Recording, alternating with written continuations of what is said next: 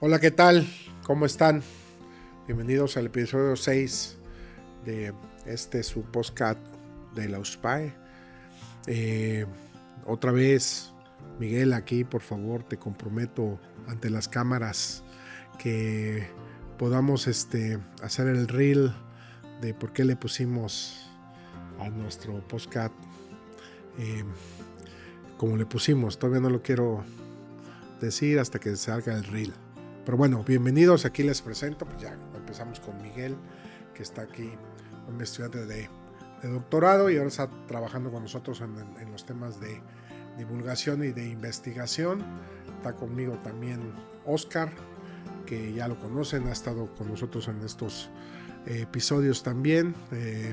Vamos a hablar hoy sobre un espacio muy importante en los últimos 20 años dentro de la ecología, que es la conservación.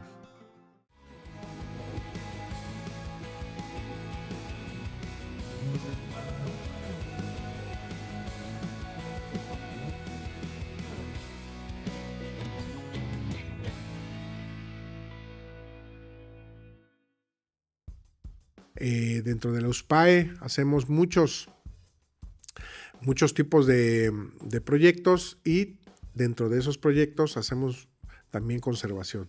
Hoy les vamos a hablar sobre algunos ejemplos específicos para que ustedes entiendan el concepto de por qué es tan importante la conservación, que va implícita en muchos aspectos, no solamente en la parte ecológica, sino también en la parte social, ¿no? Entonces, Oscar, si quieres dar una bienvenida al concepto y al auditorio también, y luego ya Miguel que partan muy breve para que veamos sobre qué hilo conductual vamos a llevar este episodio. ¿Qué tal? ¿Qué tal a todos? Mucho gusto de estar aquí nuevamente, ya en el episodio 6, ¿no? del podcast. Parece mentira cómo se va rápido el tiempo. Y bueno, en esta ocasión pues vamos a hablar de un poco de conservación. Intentamos articular la charla entre lo que hemos hecho aquí en los PAE, que en el sentido que entre otras cosas ha sido un poco sobre el tema de áreas naturales protegidas, en el tema de diseño de programas de manejo, y trato de vincularlo con ejemplos que Miguel tiene por su trabajo en el doctorado de conservación, que nos va a platicar. Entonces, pues eso, ¿no? Nosotros aquí en los PAE desde por el año 2016, por ahí, se nos invitó a hacer el programa de manejo de la Reserva Estatal Archipiélago de Bosques y Selvas de la región capital Jalapa, y después también hicimos el programa de manejo del Parque Ecológico Francisco Javier Clavijero, que bueno, que es de particular interés para la institución, ya que está esta reserva bajo resguardo del INECOL, particularmente de dos fracciones, ¿no? Una la que alberga el Jardín Botánico.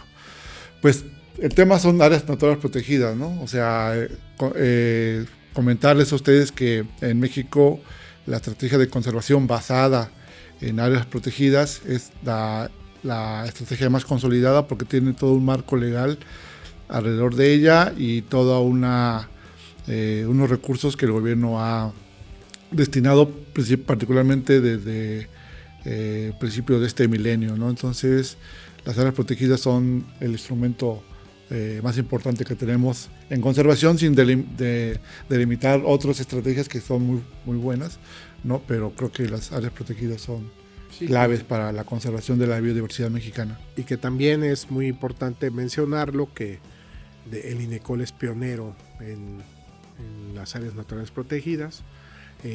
Siempre desde el principio ha estado involucrado en decretar áreas naturales protegidas en el país. Ha habido muchos trabajos de investigación en esas áreas protegidas, y estamos hablando desde el norte del país hasta el sur, ¿no? Y hay diferentes tipos de áreas naturales protegidas, eso lo vamos a hablar muy a grandes rasgos, ¿no? Pero bueno, también decirles que las áreas naturales protegidas es un espacio que que jurídicamente se decreta por medio del gobierno para su conservación. Es decir, dentro de esas áreas protegidas no puede haber un desarrollo a gran escala. Después vamos a hablar sobre ese tipo de situaciones. Aquí en nuestra ciudad tenemos áreas naturales protegidas estatales que los vamos a hablar en su momento, ¿no? Pero bueno, quiero dar la bienvenida también y que Miguel nos diga un poco, muy a grandes rasgos, lo que tú hiciste en tu trabajo de campo del doctorado y que además se dio tiempo de hacer el cortometraje taquillero que tienes sobre un colibrí, ¿no? Que es muy importante y que además fue un trabajo no solamente de investigación de varios actores dentro del rollo de investigadores, sino también comunitario, ¿no? Con la comunidad del Chavarrillo. Sí, bueno, pues hola a todos, yo soy Miguel San Martín. Si no me conocen, ahora he estado detrás de cámaras en esta producción del podcast. Él es el actor intelectual de este podcast y es el que está siempre atrás de la cámara, pero ahora le tocó venir al frente, ¿no? Sí, y bueno, básicamente yo soy biólogo de formación por la Universidad Veracruzana y en tanto maestría y doctorado pues estuve trabajando aquí en el Instituto de Ecología con el doctor Villegas, principalmente monitoreando aves rapaces aquí en Jalapa, Veracruz, y ya después en el doctorado pues nos especializamos más al tema de los búhos de la ciudad porque es como la especie que está más presente aquí en la ciudad de Jalapa. Entonces quisimos ver cómo es que la urbanización que es un tema muy sonado últimamente, ¿no? En la actualidad. Ecología urbana, ¿no? ¿Qué le llaman? ¿No? Exacto, ecología urbana, en temas de conservación, que pues la urbanidad es lo que más le está pegando a la fauna silvestre en zonas. Sí, sobre todo por lo que siempre hemos dicho, ¿no? El crecimiento de la población. Estamos invadiendo lugares que había vegetación anteriormente y esa fauna, cómo se está adaptando o no a estos cambios del uso del suelo, ¿no? Sí, exacto. Y entonces quisimos ver, o sea, ya sabemos que la ciudad sí le está pegando a la fauna silvestre, ¿no? Entonces dijimos, si el búho, que es la especie más presente en Jalapa, tenemos esa facilidad de ya ubicar cómo están, o sea, dónde están, cómo buscarlos. Entonces nos dimos a la tarea de investigar cómo está este proceso a lo largo de un año, de todo su ciclo de vida, ¿no? Y entonces pudimos conocer que hay distintos factores de la ciudad, como la iluminación, el ruido de los vehículos, este cambio que hubo de luminarias cuando eran luces incandescentes como color ámbar al cambio luces LED, que quizá no pudimos medir el antes, pero sí vimos que después de que las cambiaron ya no veíamos tantos búhos como antes. Entonces nos pudo dar una idea de que las ciudades tienen un impacto en estas aves tan importantes, ¿no? Claro, y que es tarea de todos nosotros dentro de la conservación el ver estos cambios y proponerle a los tomadores de decisiones pues municipales de las ciudades, sobre todo los polos como Jalapa, pues que tengan en cuenta también que hay mucha fauna alrededor, porque todavía tenemos vegetación al lado y entonces nosotros estamos invadiendo la frontera de los bichos y es muy fácil encontrarse hoy día depende de dónde vivas, pero en el jardín de tu casa un zorro, tlacuaches, ya ni se diga aves, ¿no? O sea, rapaces como los búhos, ¿no? Que son muy importantes en todo esto. En ese sentido, tendría una pregunta para ti, Miguel, tratando de vincularlo con el tema de las áreas protegidas, en este caso de Jalapa, ¿no? En tu investigación, ¿lograste evaluar qué papel juegan estos manchones, estos parques, estas áreas verdes que hay en Jalapa en la conservación, digamos, de este grupo de búhos? ¿Lo lograste evaluar? Sí, justo tomamos en cuenta muchas variables, no solo las variables urbanas, sino también cómo la vegetación juega este rol tan importante para los búhos. Y pudimos ver que, al menos aquí en Jalapa, el búho café depende 100% de la vegetación.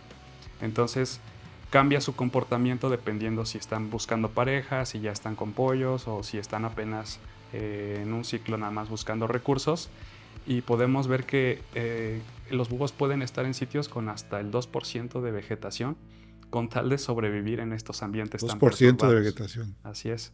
Que por lo general las áreas protegidas, bueno, es que también tenemos que retroceder un pasito y explicarles a todo el mundo cómo están constituidas las áreas protegidas, ¿no? Hay estatales y hay municipales. Aquí en Jalapa tenemos, pues ustedes lo conocen desde otro punto de vista, ¿no? O sea, los parques, ¿no? El Macuiltepec, los Berros, Parque El Haya. El Haya, todos los parques donde vamos a pasar un sábado, un domingo de picnic, pues son muy importantes para la fauna local, ¿no? Y esas están decretadas, y si no se han invadido es porque tienen un marco jurídico que las protege, ¿no? Pero bueno, Miguel, dentro de una de sus investigaciones, pues vio que para este tipo de aves el 2% depende de su vegetación. Se están adaptando, aunque necesitan vegetación. Entonces, ustedes van a poder ir en la noche a Los Berros. Si ustedes ven, es un parque muy pequeño y seguro van a encontrar búhos ahí, ¿no?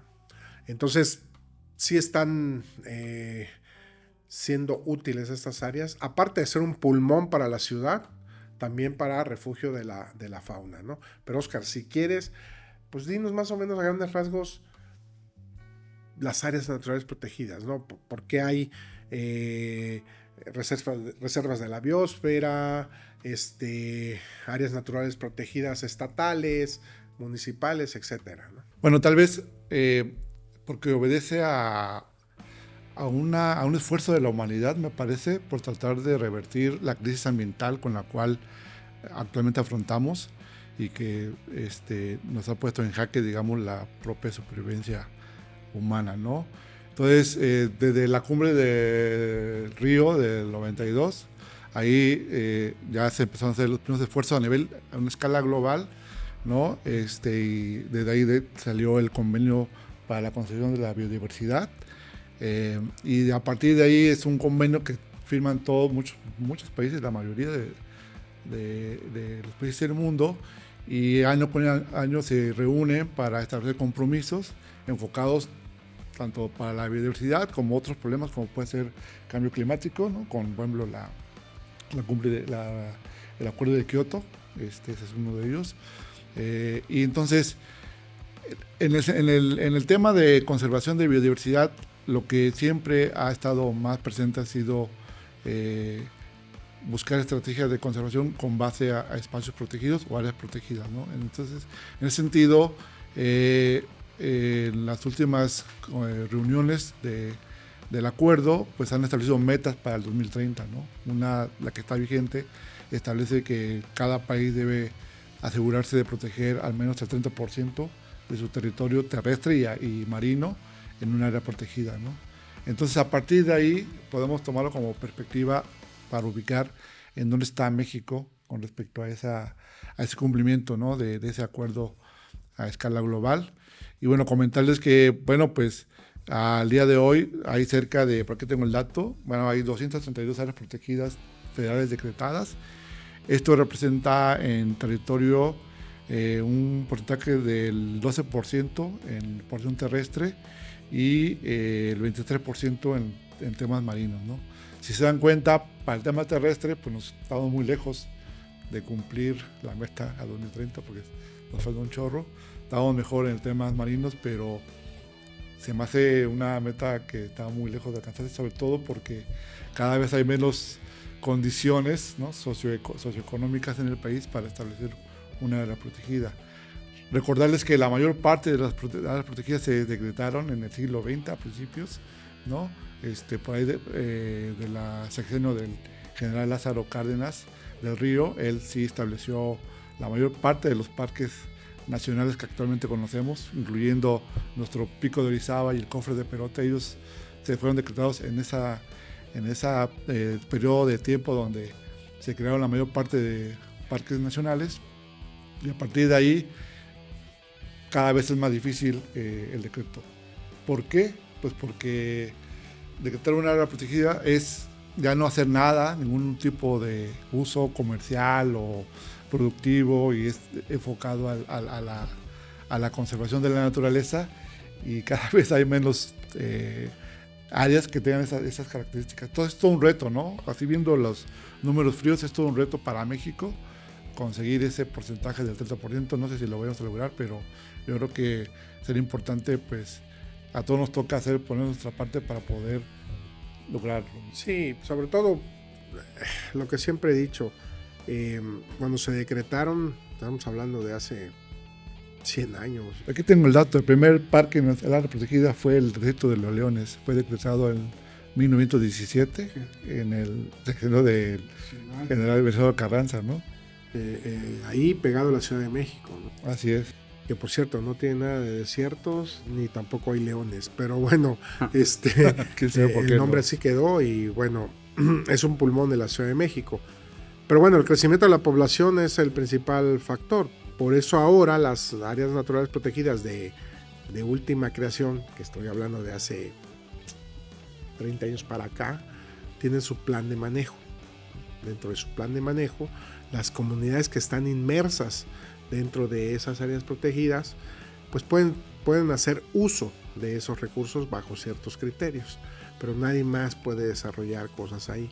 Por eso Jalapa, si ustedes ven una imagen de satélite de Jalapa, una fotografía aérea, van a ver que los manchones verdes que quedan son precisamente esto, parques y áreas naturales protegidas, solamente, porque si no estuviera ese instrumento jurídico, hubiera casas ya ahí, o calles, o cemento, pues, para acabar así. Entonces, pues, lo que nos dice Oscar es muy importante, ¿no? Hay diferentes tipos de áreas naturales protegidas y, pues, hay tan importantes como las reservas de la biosfera, ¿no? Que esto es un instrumento que hizo la ONU para los países, en el cual tiene un presupuesto de la ONU que baja hacia el país para el mantenimiento y conservación de las reservas de la biosfera. Si en México tenemos varias reservas de la biosfera.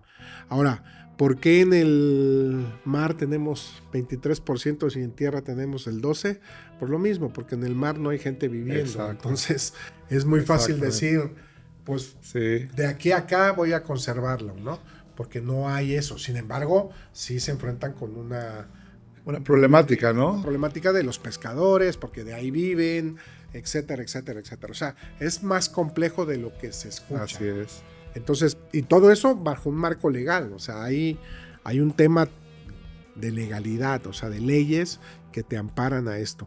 Tenemos muchos ejemplos de lugares emblemáticos, pero no viven las personas, ¿no? Lugares desérticos en el norte del país que están decretados como reserva de la biosfera y no tienen tanta problemática porque no hay gente viviendo. El Pinacate, ¿no? El Pinacate, por ejemplo, ¿no? Que es de la biosfera del Pinacate. Y que el instituto ha tenido ahí papeles importantes para hacer investigación, pero no hay gente casi viviendo. Entonces disminuye la presión social y eso es lo que se ha enfrentado con el ejemplo que yo siempre tengo. Se decretó hace poco relativamente la reserva de la biosfera de los Tuxtlas, ¿cierto sí. o no? No me acuerdo el año, pero... No, pero se decretó y está inmersa en un montón de pueblos y de ciudades dentro de la reserva y son manchones que se han conservado, pero hay gente viviendo ahí. Entonces es muy complicado el poder mantener espacios abiertos, más bien sin perturbación, porque siempre que hay personas viviendo van a utilizar los recursos de eso hasta que se los acaben, porque tampoco hay un método que sí existen en donde puedes hacer una rotación para que siempre tengas recursos. Eso estamos muy lejos de conseguirlo porque el recurso está ahí, es gratis y las personas los ocupan de diferentes maneras, hasta la fauna silvestre se la comen, ¿no? Así es. Entonces sí es importante, hay que hacer más. Yo creo que el reto que no tú, Oscar, sino México se comprometió, no va a poder lograrse, desgraciadamente, Pero yo sigo diciendo que es muy importante que siga existiendo esas áreas naturales protegidas, a que no, porque si no hubiera ese marco legal, no tuviéramos espacios ya habitables, libres, ¿no? Entonces, yo creo que dicho esto, está muy bien, y pues ya entremos a concretar y explicar un poco, Oscar, ¿qué hicimos cuando nos pidieron que hiciéramos el plan de manejo de Francisco Javier Clavijero? Es muy importante y emblemático para nosotros porque el INECOL, las instalaciones del edificio más importante del INECOL, pues está inmerso en esa área natural protegida, ¿no?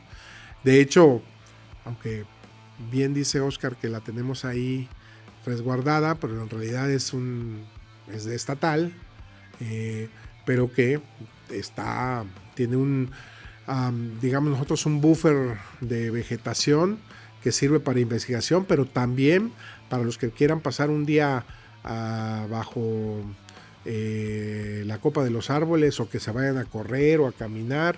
Está muy socorrida los fines de semana, ese anexo que está al lado del INECOL, al lado del Conecali, que es un pulmón para la ciudad y que es dentro de la reserva, ¿no? Entonces, platícales un poco, ¿no? ¿Qué hicimos para decretar ese plan de manejo, ¿no? Sí, claro, decíamos, ¿no? México ha tenido tradición en la gestión de áreas protegidas. Sin embargo, se había enfrentado a dos problemas principales, ¿no? Uno, que aunque estaban decretadas las áreas protegidas, no había personal operativo que las atendiera.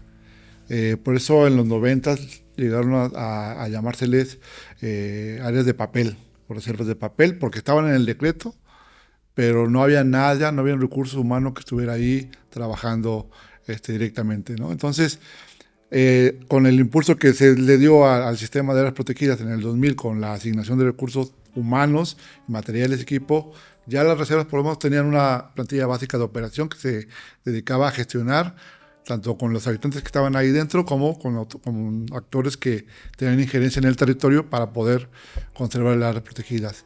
Y el otro problema que tenían es que no había un instrumento de manejo. O sea, casi ninguna área protegida tenía un programa de manejo que pudiera orientar a los directores de áreas a ver qué hay que hacer para poder cumplir con los objetivos de conservación de sus áreas, ¿no?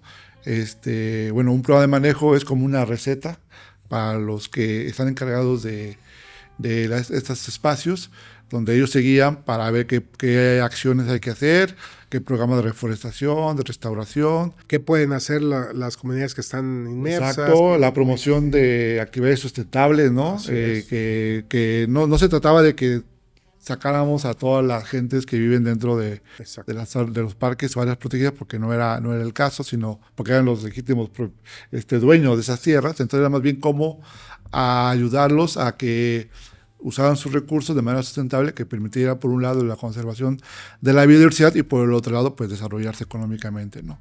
Entonces el programa de manejo es un instrumento clave para el éxito de la gestión de áreas protegidas, y en ese sentido, como casi siempre ocurre, ¿no? México va atrasado como una década con respecto a las políticas ambientales del mundo, y los estados o los municipios van atrasados también con la misma brecha de tiempo con respecto a lo que va a la federación. Entonces, a nivel estatal teníamos el mismo problema. Teníamos decretados varios espacios protegidos, pero tampoco tenían ni personal operativo ni programa de manejo. Entonces, en esta última década, el gobierno estatal ha destinado recursos para poder diseñar estos programas de manejo, dos de los cuales pues, nos encargó la tarea a nosotros, que hacer el del archipiélago y el de, como mencionas, el del Francisco Javier Clavijero. Y bueno, ¿en qué consiste o qué hicimos para poder diseñar ese programa de manejo? Pues básicamente en sacar provecho de todo el conocimiento que las redes del INECOL han generado en el patio trasero de la institución, como son el Santuario de Bosque de Niebla, que es parte del Parque Francisco Javier Clavijero y del Jardín Botánico, y también algunos que se han generado en la otra fracción que es dueño de Sedema, ¿no? Es estatal, ahí está el vivero de Sedema. Entonces, había mucho conocimiento, esa información científica, lo que hicimos fue rescatarla, sistematizarla y poder hacer una buena descripción del espacio protegido, y por el otro lado, pues hacer talleres, ¿no? Talleres con los actores que tienen injerencia en esta área protegida, y me acuerdo que aquí los hicimos, en el INECOL, ¿no? No, ya estábamos aquí. Sí, pero los talleres los hicimos. Los talleres en el INECOL. Entonces claro, ahí convocamos a mucha gente, a investigadores y todo. A todos, investigadores,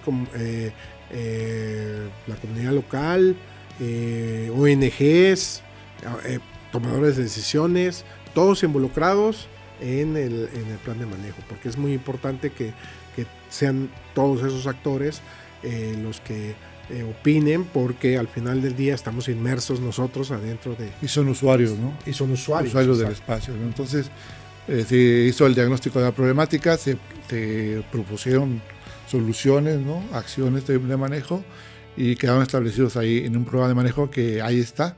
Falta ahora implementarlo, ¿no? Nosotros mismos, digo, como una autocrítica institucional, falta hacerlo vivo ese programa de manejo, porque ahí están muchas respuestas de muchas preguntas que a veces nos hacemos en el tema de qué está pasando con la biodiversidad que mantiene. Por ejemplo, el año pasado, me parece, o el antepasado, se volvió viral el tema de que estaban atropellando zorritas grises, ¿no? Sí. Todos nos preocupamos, ¿qué hacemos? Y bueno, si nos echamos un vistazo al programa de manejo, ahí viene la problemática de atropellamiento de fauna silvestre, ahí vienen unas acciones de manejo como son hacer cercas, ¿no? Que permitan el paso de la fauna silvestre, en fin, una serie de acciones que lo que falta es implementarlas, ¿no? Entonces, digamos que es un proyecto pues, bonito que es importante que lo difundamos por este canal, y que bueno, que es parte de lo que hacemos aquí en USPAE, ¿no?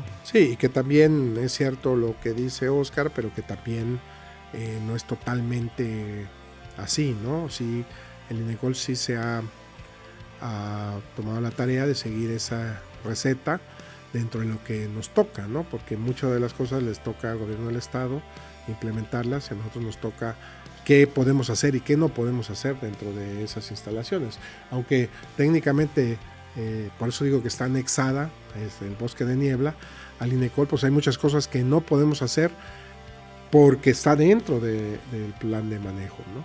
Muchas, y no estoy hablando de cortar árboles, estoy hablando de actividades masivas, ¿no? Para educación ambiental o para un festival, etcétera, no se pueden hacer, o se pueden hacer bajo ciertas características que lo dice el plan de manejo. Hay muchas cosas que hacer, sí, en todas las áreas naturales protegidas hay muchísimas cosas que hacer, y como bien dices tú, como somos usuarios, nosotros también tendríamos que ver. Si yo me pongo a hacer una encuesta, ojalá me equivoque, pero seguramente de toda la comunidad que vive alrededor de esta reserva, si hago una encuesta si conoce el plan de manejo, yo creo que habrá un porcentaje muy bajo que sí lo conoce y un porcentaje muy alto que no lo conoce. Entonces, y los instrumentos ahí están libres en las páginas de Sedema, ¿no? Que es la Secretaría de Medio Ambiente del Estado.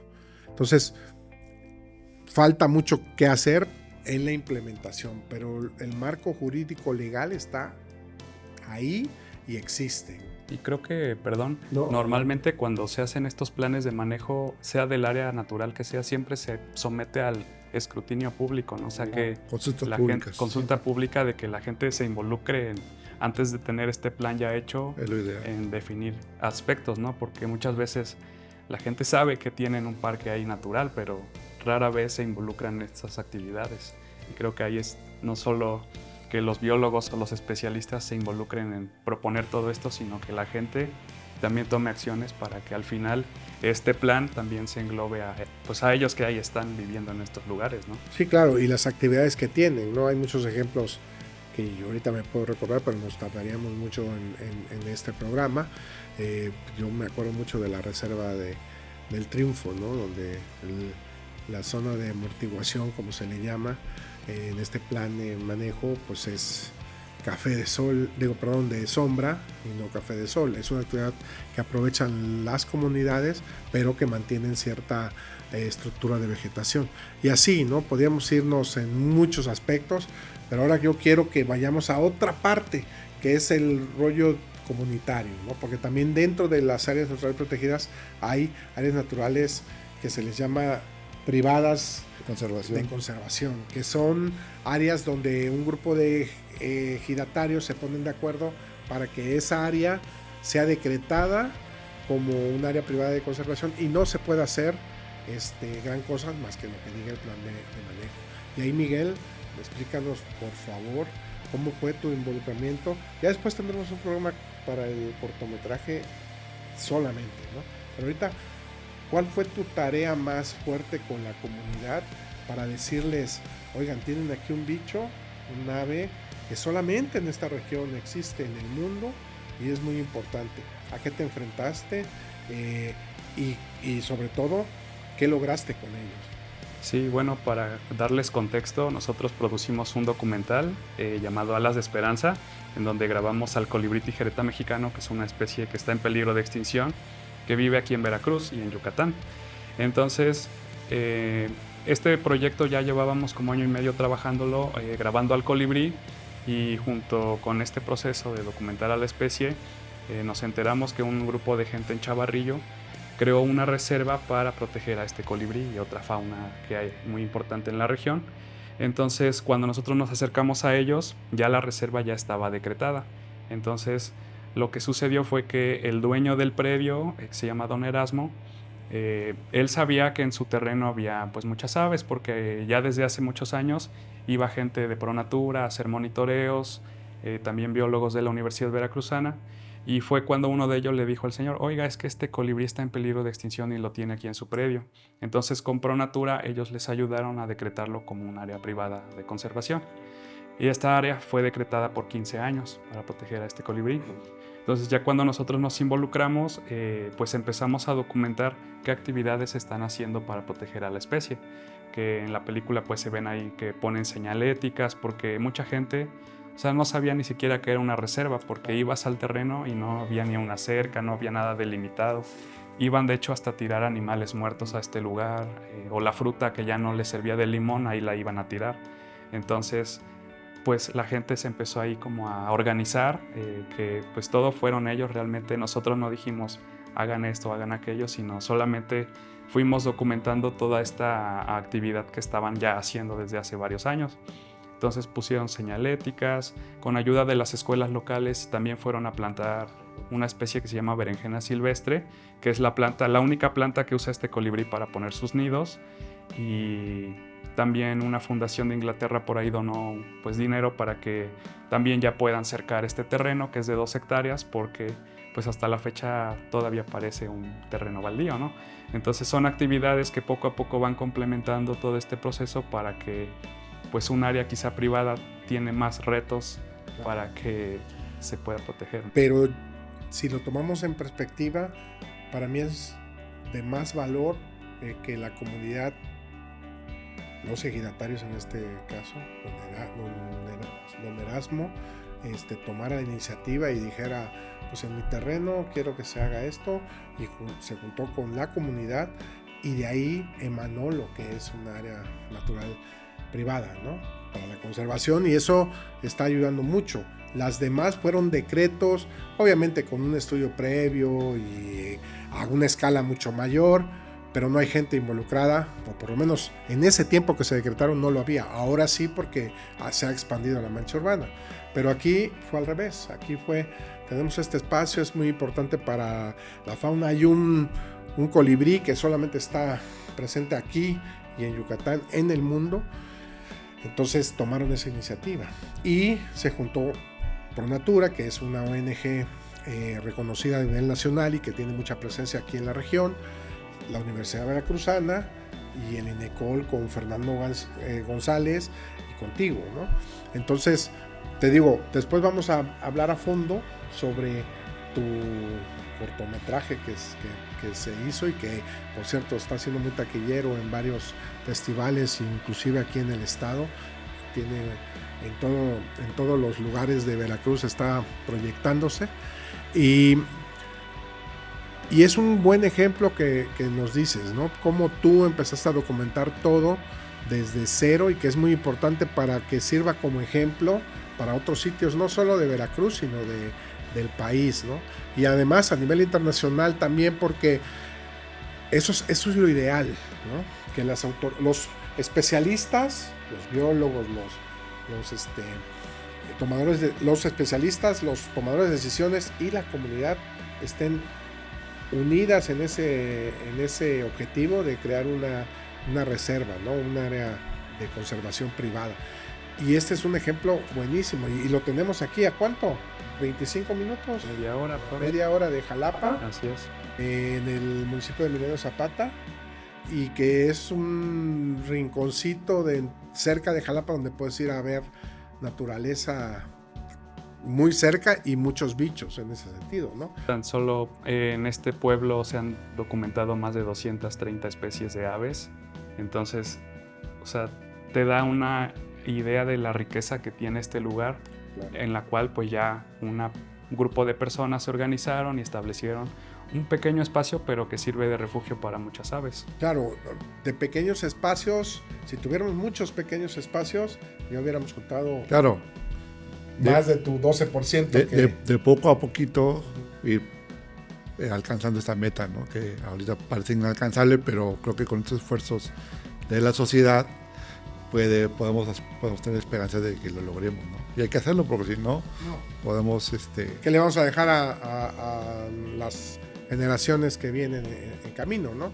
Y bueno, Chavarrillo no es de accidentalmente que sea un lugar importante para biodiversidad, sino también tiene que ver el ecotono entre el bosque mesófilo y la selva baja, justo en esa zona, y eso lo hace hacer un lugar muy interesante, ¿no? Que además está un poco alejado de la mancha urbana todavía, y eso les ayuda mucho a que no haya mucha presión, ¿no? En ese sentido, porque desgraciadamente yo siempre lo he dicho y siempre lo diré con mis estudiantes en la universidad, que la mancha urbana es la que está haciendo esta crisis ambiental y que ya hace faltan más reuniones como la de Río. Tiene ya varios años que nos hace una reunión así seria, donde salgan acuerdos a nivel internacional, porque la crisis ambiental sigue y el crecimiento de la población va a seguir, pero estos esfuerzos como los que nos platica Miguel y lo que nos dijo Oscar sobre las áreas naturales protegidas son muy importantes para el desarrollo de un país, no solamente desde el aspecto ambiental, sino también del aspecto social. Tenemos una cosa que se llama calidad de vida, y nosotros cada vez estamos perdiendo la calidad de vida por no tener espacios de este calibre, ¿no? En Jalapa tenemos grandes espacios para ir a pasar un rato así, pues el Macuiltepec y el Natura, que son grandes extensiones, ¿no? Podemos discutir si quieren que no es vegetación original, que hay otro árbol cafetal, pero tiene estructura de árboles y está sirviendo como pulmón a Jalapa y como recreación a nosotros, pero ojo, también como refugio de fauna silvestre, que eso es muy importante. Ahora, ¿qué hay que hacer para que no los atropellen, para que no choquen con los edificios, la fauna, las aves, etcétera, etcétera? Bueno, esos son los retos que nosotros estamos tomando, pero es muy importante que ustedes sepan que dentro de su entorno existen las áreas naturales protegidas y que también existen esfuerzos de ejidatarios que se juntaron con expertos y decretaron un área privada de conservación. Y ese es el camino que debemos de seguir para poder tener un ambiente sano y nuestra calidad de vida de los que vivimos en Jalapa sea mucho mejor, ¿no? Si quieren algo que aportar para despedirnos, adelante, Oscar, por favor.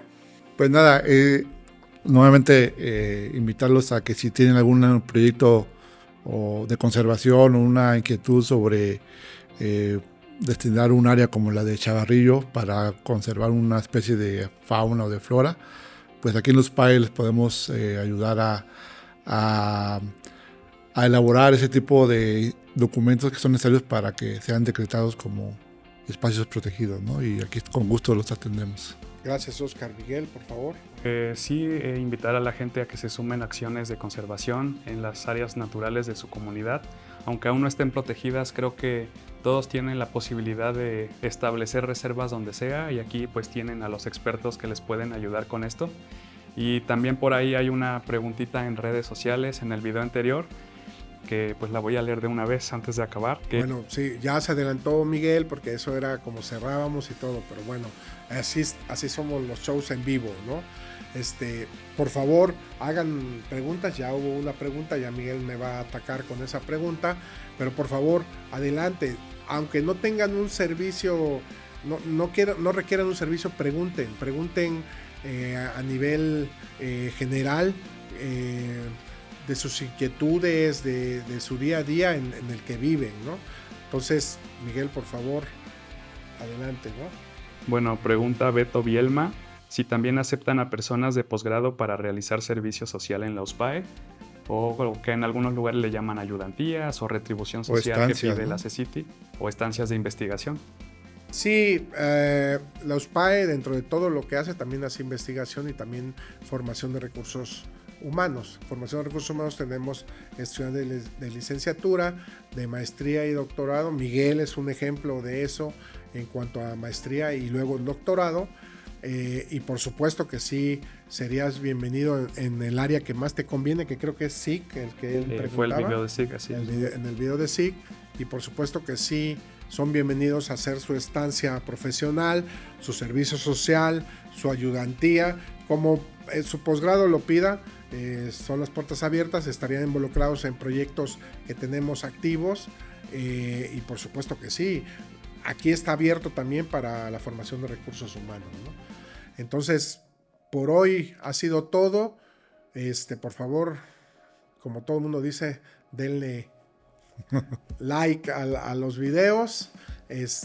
Nos vemos en la próxima emisión, y por favor, hagan preguntas, hagan conciencia. Estamos en un terreno donde vivimos y tenemos muchas problemáticas de este tipo.